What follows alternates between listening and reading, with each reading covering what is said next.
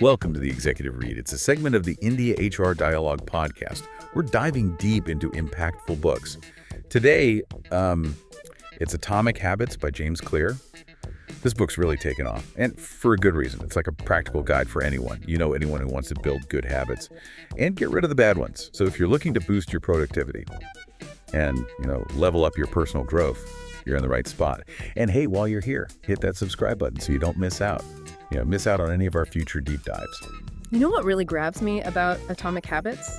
Is that it's not just theory, it's packed with real-life stories. And examples that make these concepts you can really relate to and you can actually use. Take James Clear himself, for example. His journey is powerful. It shows what he's writing about. Yeah, you're right. His story is really something. It's not just inspiring, it really proves the book's main point. Small, consistent changes can lead to huge transformations over time. Exactly. After a really bad brain injury, during a high school baseball game, Clear was in a coma, and he had to relearn basic stuff. But he didn't let this setback define him. He used these tiny habits, these atomic habits, to recover and to thrive. He became a top athlete and then a best-selling author. It's a story that shows, the potential we all have to rebuild and achieve amazing things, even when we face adversity. That's what's so great about it. It's not about some huge life makeover. It's about the small, almost unnoticeable changes that add up over time. Clear shows this with the British cycling team. Oh yeah, the British cycling team. They were kind of average, not world class at all.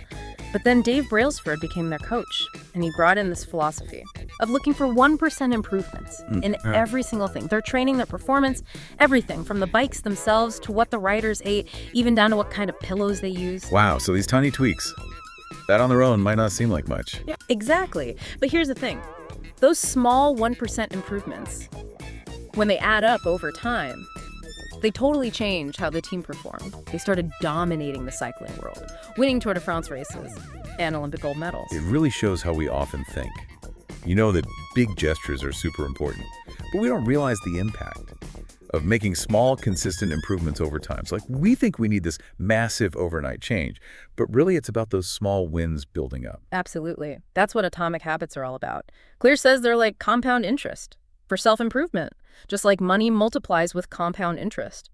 Our habits, both good and bad, multiply over time to shape our lives. That's a great point. And it makes us realize something important. Habits can be a double-edged sword. They can work for us, pushing us towards success, or against us, pulling us down. Right. They're not good or bad on their own, but they have the power to build us up or tear us down.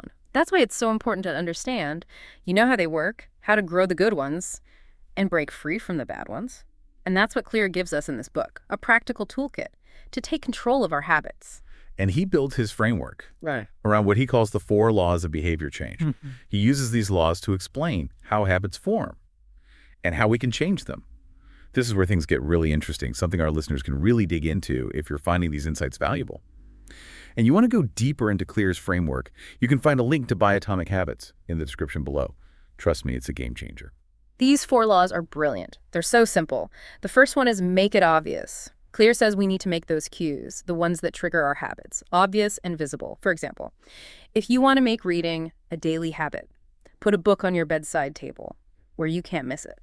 The second law is make it attractive. We're drawn to things we like, so we need to find ways to make good habits more appealing than the ones we're trying to break. Like when Clear talks about temptation bundling, where he combined watching Netflix with riding his stationary bike. Exactly.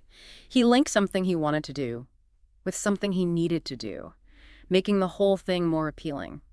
The third law is make it easy. Make it easier to do good habits and harder to do bad ones. Make it as effortless as possible to do the thing you want to do. And finally, make it satisfying, because we're more likely to repeat things that feel good. We need to find ways to reward ourselves for sticking with our good habits. These 4 laws are a powerful framework. Right. But are there any examples in the book that really show how they work in everyday life, something our listeners might connect with? Absolutely. Let's look at Lee Robbins' research. On heroin-addicted Vietnam War veterans, this study showed something pretty surprising. Addiction could just disappear with a change of environment. Wait, really? That's not what we usually hear about addiction. I know, right? It's a fascinating case study. That shows how much our environment shapes our habits. Robbins found that when soldiers who were heroin users, returned home to the U.S., only a small percentage relapsed. Why? Because they weren't around.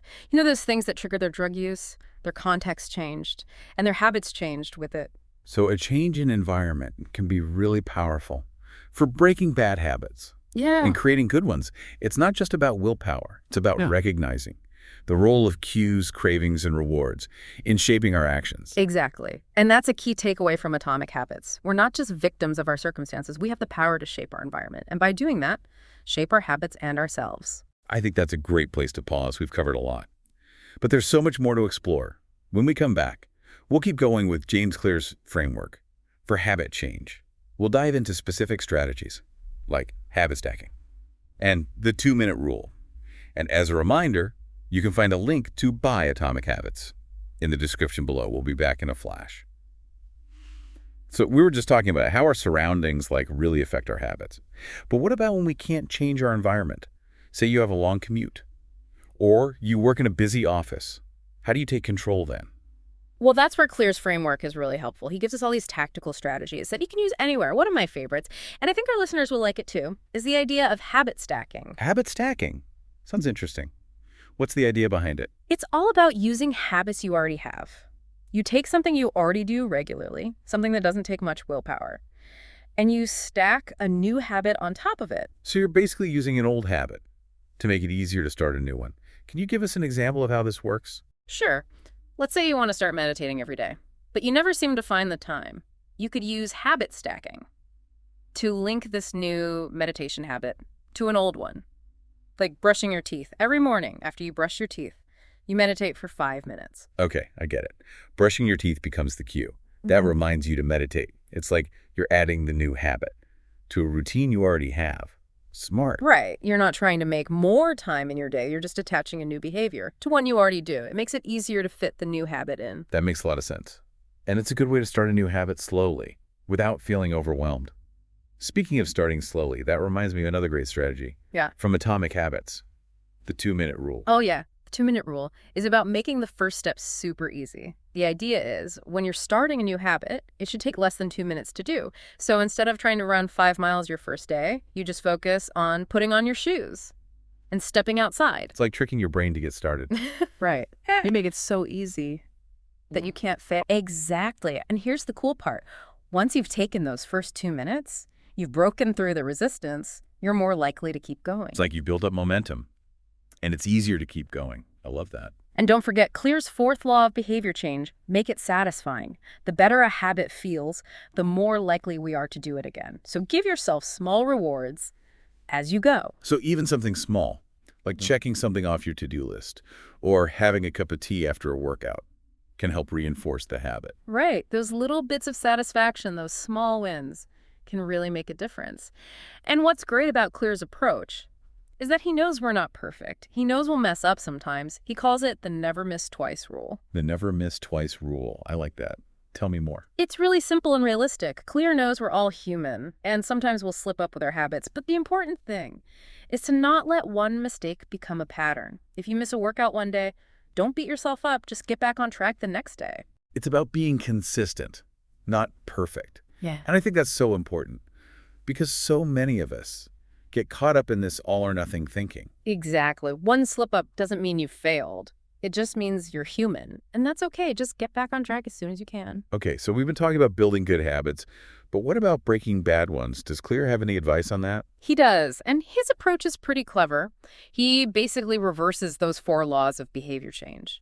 If we make good habits obvious, attractive, easy, and satisfying, we can make bad habits invisible, unattractive, difficult, and unsatisfying. So if I'm trying to stop snacking late at night, I can make it harder by not keeping unhealthy snacks in the house. Yeah. Or make it less satisfying by choosing healthier snacks instead. Exactly. Or if you're trying to cut down on social media, you could make it invisible by deleting the apps from your phone.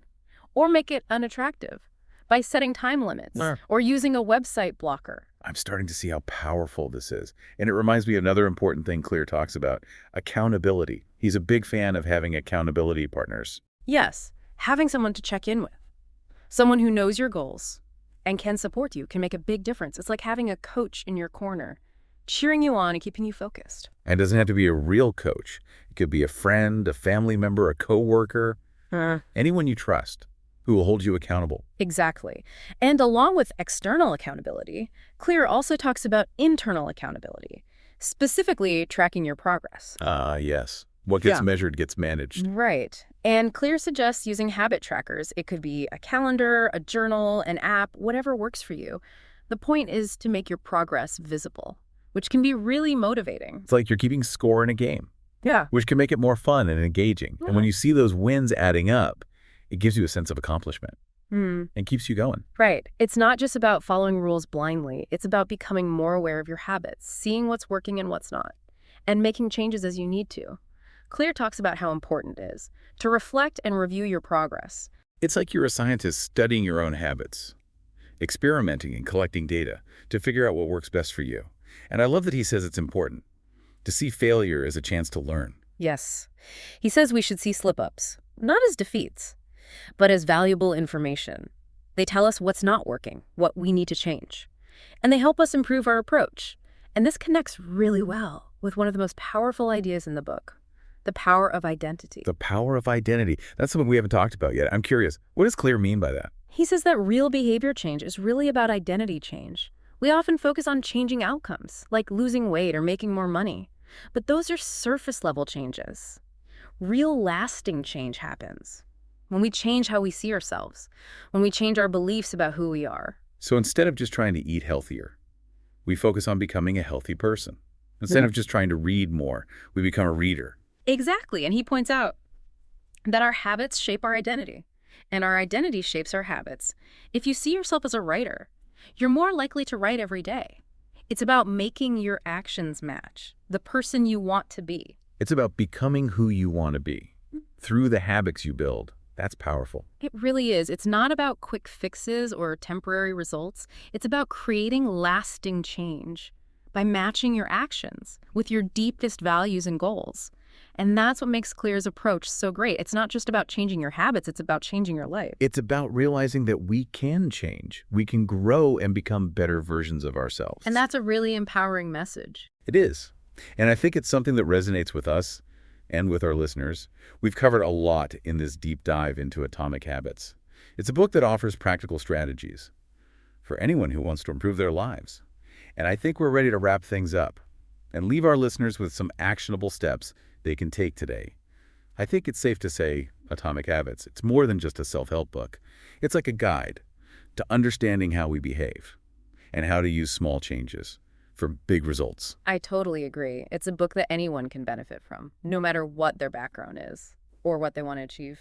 So as we wrap up our deep dives, let's give our listeners some concrete steps, things they can start doing today to put Clear's ideas into practice. Sounds good. We can break it down to 3 key actions. All right, I'm ready. What's the first step our listeners can take on this journey of changing their habits? Action point number 1. Start by picking one small habit you want to build or one bad habit you want to break. Keep it simple and specific. Don't try to change everything at once. Right. It could be something small, like drinking water first thing in the morning or going for a 10-minute walk every day. Or maybe it's cutting back on social media or drinking less sugary drinks. Exactly. The key is to focus on just one habit. Don't try to do too much. Okay, so action point number 1 is to choose one habit. What's action point number 2? Action point number 2. Use one of Clear's 4 laws of behavior change on that habit you chose. So if you're trying to create a new habit, make it obvious, make it attractive, make it easy, or make it satisfying. You got it. And if you're trying to break a bad habit, think about how to do the opposite. Make it invisible, unattractive, difficult, or unsatisfying. I see what you mean. If I want to start reading before bed, I could make it obvious by putting a book on my nightstand. Or make it attractive by picking a book I really love. Exactly. And if you're trying to stop snacking without thinking, you could make it invisible by not keeping snacks in your pantry. Or make it difficult by keeping those snacks out of reach. These strategies are so easy, but so effective. I love how Clear takes these tough challenges and breaks them down into steps you can actually do. Okay, so what's our final action point for our listeners? Action point number 3 is all about tracking your progress. Remember, what gets measured gets managed. Right, the power of accountability. Exactly. You can use a habit tracker, like a calendar, a journal, or an app, whatever works for you. The important thing is to make your progress visible. It'll help you stay motivated and make changes as you go. And don't forget to celebrate your wins, no matter how small. You got it. Every step forward is worth celebrating. Give yourself credit for showing up and putting in the work. So there you have it. 3 things you can start doing today to build better habits. Choose one habit. Apply one of Clear's 4 laws. And track your progress. And remember, Rome wasn't built in a day. Be patient with yourself. Focus on making small, consistent improvements over time. That's the power of atomic habits. Tiny changes that lead to big results. I love it.